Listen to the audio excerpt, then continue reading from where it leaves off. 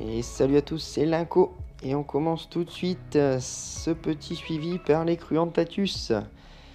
Alors toujours pas d'évolution, le couvain qui stagne. Jamais personne dans l'ADC. Donc j'en ai reparlé avec mon éleveur professionnel. Il se reconnaîtra. Et donc je pense que je vais rechanger le setup pour celle-ci. Donc là j'étais en tube sec. L'ADC, miela, eau, insectes, d'aller un peu. J'avais avant une ADC en plastique, je les avais changés mais il n'y allait pas non plus. Donc j'ai décidé de les repasser quand même dans ce double tube. Donc cette fois-ci il y aura plus de passage de cordon chauffant pour augmenter un peu plus la température. Je leur ai remis un tube avec de l'eau. Et cette fois-ci j'ai mis un peu de sable. Donc je les avais mis en tube fermé le temps de préparer avec un peu de Sunburst. Et elle buvait déjà tout de suite. Là on voit qu'il y a déjà des trophallaxies. Donc je pense qu'il leur manquait à manger en fait. Hein. Elle ne sortait pas. Donc est-ce dû à la DC? Est-ce dû au tube de raccord entre les deux? En tout cas on va voir ce que ça donne avec ce nouveau setup pour elle. En espérant qu'elle démarre en fin d'année. Alors celle-ci, par contre le tube elle l'emprunte bien et pas mal de fois. C'est l'Henicobarensis. Elle une petite mouchette et c'est parti. On va aller voir un petit peu au niveau du tube qui commence à se remplir sérieusement. Je suis en train de réfléchir à quelle nid je vais leur proposer. J'ai de la Quadricity, de la Minora ou du béton cellulaire. En tout cas, regardez, une belle évolution. Toujours pas de Media ou de Major. Mais en tout cas, c'est en devenir. Toujours des pontes, ponte sur ponte. Elles, par contre, elles se nourrissent bien. On peut voir, il y a pas mal de belles ouvrières avec des beaux gastres. Il y en a déjà de partout. Hein. Donc on a déjà passé la trentaine actuellement. Donc tout se passe bien pour ces petites mémères. Les Rufibarbis, pareil aussi, ça se porte à merveille. On va essayer de zoomer un petit peu là-dessus. Pour une fois que c'est pas trop humide au niveau de la vitre. Donc on peut voir tout en haut à côté de la gigne, il y a une nouvelle nez. Comme vous voyez, j'ai pas mal de cocons hein, pré-arrivés. Donc là, je pense que la session 2021 va arriver. Donc tout se passe bien. J'ai aussi une belle grappe d'œufs au niveau du petit tunnel sur la droite. Donc celles-ci vont enfin commencer à augmenter. Je rappelle que l'année dernière, on avait fait la première année, je l'avais capturé chez moi. On était à 10 ouvrières avant la diapause. J'en ai perdu 2-3 dû à un nid building qui n'était pas assez hydraté. Et là, depuis, tout se passe bien. Hein. Franchement, pareil, là, j'ai mis une mouche et celles-ci, elles sont vraiment plutôt musclées. On voit que c'est une ouvrière fraîchement née là sur la droite qui est allée chercher la mouche. Les fédoles, c'est pareil. Elles, faut pas les prier non plus hein, pour leur donner des protéines. Tout se passe bien pour elles aussi. Hein. On peut aller voir dans le tube un petit peu. Bon, ici, je venais de mettre la mouche et là, on bouge un peu le tube. Donc, forcément, c'est un peu le bazar. On peut voir qu'au niveau de la dernière chambre, il y a un beau couvain. Donc, tout est vraiment plaqué sur la vitre en haut au niveau de l'endroit où le cordon chauffant passe. On va voir ici, ouais, sur le haut, voilà.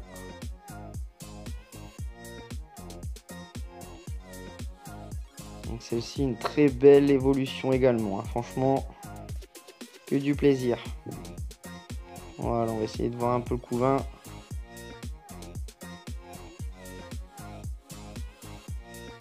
Et fidèle à elle-même, hein. Elle raffole d'insectes. Bon, elle rechigne pas de temps en temps un peu de liquide sucré. Mais au niveau des mouches, des blattes et des vers de farine, il n'y a pas à dire. La préférence est faite.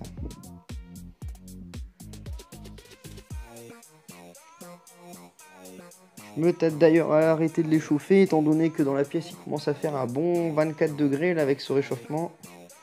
Parce que l'évolution est pas mal partie.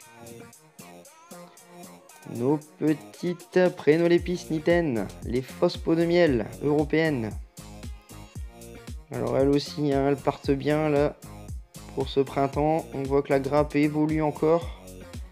Elle s'en occupe superbement bien. Alors elle pareil, hein, jamais personne dans la DC, mais bon, on voit qu'il y a encore des popotins bien remplis. Là, les réservoirs sont à craquer pour certaines. Donc je m'en fais pas pour l'instant. Les petites Crématogaster. Alors en bas à gauche, c'est de la nourriture qu'elles ont stocké. Des larves de partout. Ici, les naissances vont bon train aussi. Hein. Franchement, dans ce nid, elles s'y plaisent. Et là, par contre, ça, c'est vraiment le couvain qui est dans ce trou là-bas. Il y en a encore derrière la paroi. Celles-ci, elles sont vraiment à l'aise. Tout se passe bien pour elles, hein, franchement. Une évolution qui me convient. Au niveau de la DC, toujours 2-3 qui se baladent. Ici, on peut voir, il y en a 2 au niveau du liquide sucré. Une derrière.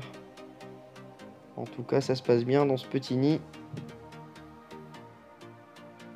Qui risque et qui suffira certainement pas fin d'année, je pense. Un petit passage vers les Messor Capitatus. Alors là, j'aurais mis du liquide sucré vraiment en mode liquide directement. On voit que ça leur a pas plu. Au niveau d'un coton, là, elles y vont tous. Mais dès qu'on leur donne le liquide directement, ça passe un peu moins. J'ai eu un beau tas de bordel au bout. Un beau dépotoir, un deuxième ici. Elles ont fait pas mal de ménage au niveau des graines. Je pense qu'elles ont dû pas mal fabriquer de pain. Bon, elles ont toujours 2 chambres bien remplies, hein, au niveau des graines.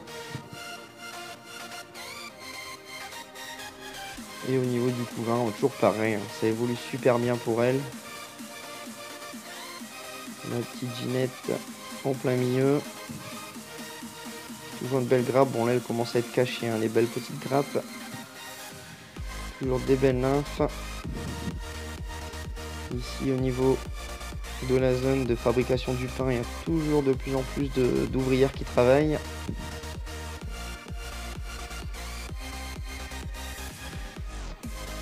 Donc ici à ce niveau là c'est l'entière satisfaction.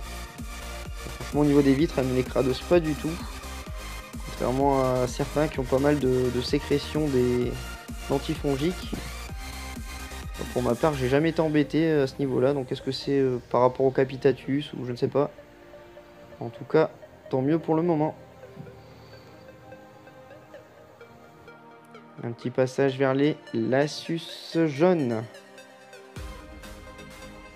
De ce côté-ci, pareil, hein, ça se passe plutôt bien. Donc là, elles sont plus chauffées non plus. Comme les Maculatus.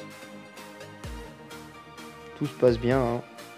Faut voir que le couvain est bien généreux. J'ai plus de cocons, là, ils ont tous éclos. Tout a été ouvert. Comme vous voyez, il n'y a plus de gine. Il y a une petite fesse là qui dépasse. Dans le petit trou, j'ai la gine qui est là-bas. Et si on regarde de l'autre côté, j'ai le normalement. Essayer d'éclairer un petit peu. Voilà, j'ai le deuxième cucu qui est de l'autre côté. Donc les 2 gines papotent en plein milieu.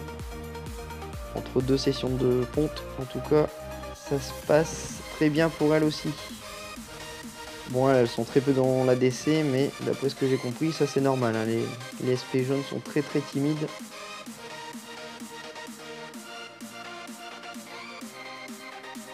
Allez, tant qu'on y est, on passe vite fait voir les Maculatus. Sans gine, je rappelle. Et il me reste plus que 2 ou 3 cocons, je crois. Les derniers.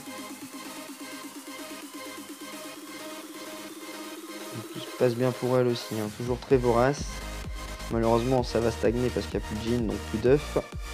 Les derniers cocons. Donc, ils datent de octobre, les larves. Septembre-octobre. Qui évoluent toujours. Allez, on passe au tube. La Berrerie, toujours sa big larve.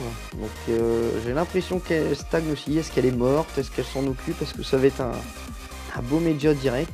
C'est un peu bizarre. Et par contre elle a bien répondu à côté, donc tout se passe bien.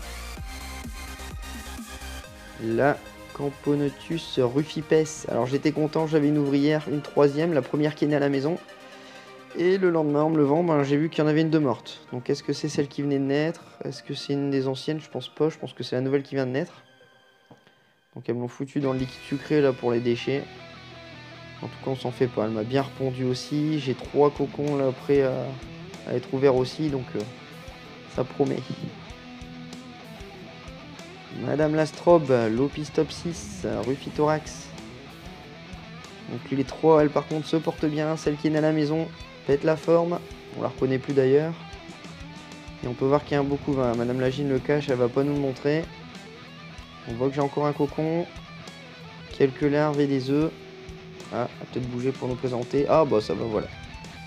Elle nous présente son petit couvain. Magnifique celle-ci. Ici, la Myrmecocystus testaceus, la petite fourmi peau de miel, une vraie ce coup-ci. Donc comme on peut voir, un beau couvain. Elle pond, ça c'est sûr. Après à voir si ça évolue bien. Il y a des petits points sur son gastre, hein. J'ai bien zoomé avec ma lentille macro, c'est des petits grains de sable hein, qui sont collés sur son cucu. Pas d'acarien en vue. Ici, là... Allez, on va dire Turkestanus. Un petit peu faiblichonne hein, quand on la regarde. Comparé à côté la Fetchenkoi, qui a un gastre beaucoup plus gros. Elle vit mieux et elle a bien pondu. Déjà, j'avais 2 œufs ou 3 à l'arrivée et elle m'a refait une petite grappe. On en voit en dessous de son thorax ici et on a au niveau de son cucu. Personnellement, je mise pour la Fetchenkoi. Turkestanus, à voir si elle s'en sort, mais elle m'a pas l'air en super forme. Sur ce, je vous dis à très bientôt. N'hésitez pas à commenter. Salut à tous.